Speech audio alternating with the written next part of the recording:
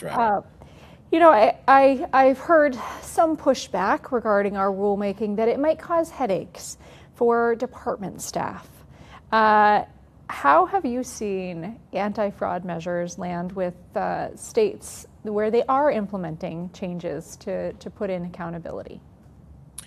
Well, it depends, and in some cases, it's true. It will cause headaches, but that's not bad if it saves a bunch of money and you can actually return money back to the people. Any system that's new will cause headaches. If you do anything different than the way it's always been done, it will make a little bit of a challenge. There'll be a little bit of change. But this is where I go back to my Bible reading, and I'll pull up James, where the Lord says, "Consider it joy to be in suffering." If you're suffering for something that's good, then you can grow and you can have perseverance, and in perseverance you can have hope, and you can mature a little bit so you can be complete and lack nothing.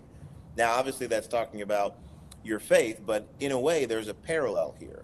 If you're spending a little bit more effort to be a little bit better at your job, so it saves people a lot of money, well, then you're maturing as an employee. You are becoming more complete in what has been asked of you in your task. And I don't say that to be funny or to make a slight or even make a joke. That's a good thing to have a professional public workforce where the people recognize that they're actually looking out for them. That is a good thing.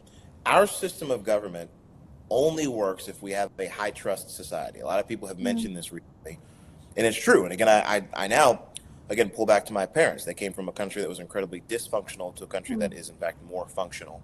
It only works if you have high trust and you believe that the people who you elected and the people they appointed and the people in government actually want your life to be better. However they try to implement that, if you actually believe that that's what they believe, then the system itself works out better. So I would say it's a benefit if you're able to implement some changes like the rules you mentioned, like the technologies in place, for people to learn a little bit better how to stop money from being defrauded.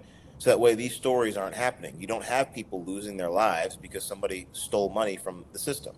You don't have kids who aren't eating school lunches, or they're not getting tutoring because a fraudster took that money instead and bought real estate holdings.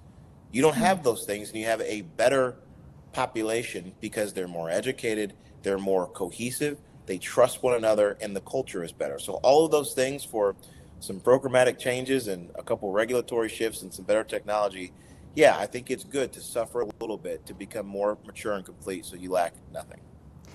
And I always come back to the human element here, OJ, because at the end of the day, it does come down to these individuals who are, first of all, paying for these services, right, the taxpayers, and the individuals who are receiving or not receiving services, and putting in extra